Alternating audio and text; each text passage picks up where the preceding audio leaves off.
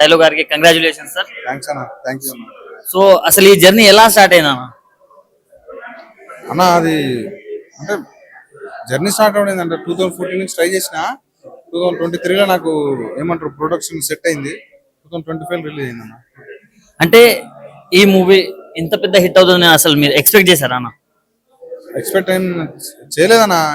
అంటే ఇందాక చెప్పినట్టే దాని పేరు కథ రాసుకున్నా ఎంతసేపు ఇది తీయాలి హీరో అది ఇది అనుకున్నా తప్ప, ఒక బడ్జెట్ దొరకాలనుకున్నా తప్ప, ఇది అవార్డ్స్ అసలు నాకు ఏమంటారు దాంట్లో మైండ్ లేదు అసలు.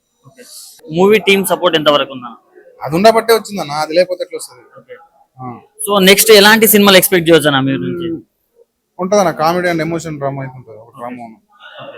So all the very best అన్న అండ్ కంగ్రాచులేషన్స్ వన్స్ అగైన్ అన్న. First of all congratulations. Thank you so much. So ఎలా అనిపిస్తుంది అన్న అవార్డు విన్ అయిన తర్వాత? చాలా సంతోషంగా ఉంది.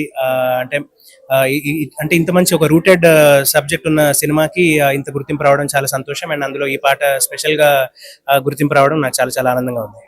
సో ఎలా అనిపించింది అన్న ఈ జర్నీ? అసలు ఎంత ఇన్స్పైరింగ్ అనిపించింది మీకు ఈ అవార్డు రావడం?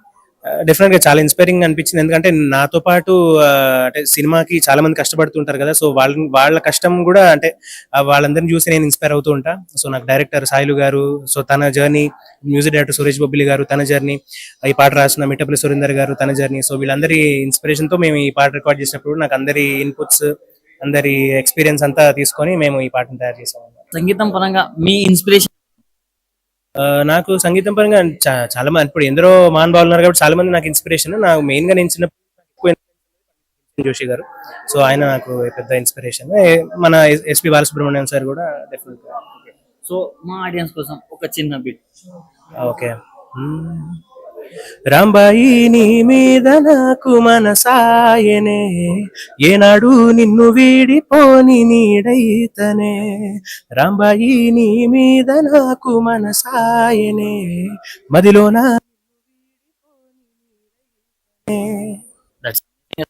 నేను ఇన్నిసార్లు ఎన్ని రోజులు సాంగ్స్ ఫోన్స్ లో యూట్యూబ్ లో విన్నా కానీ లైవ్ లో చూసి నాకే చాలా హ్యాపీగా అనిపించింది. So once again congratulation, all the very best. Thank you.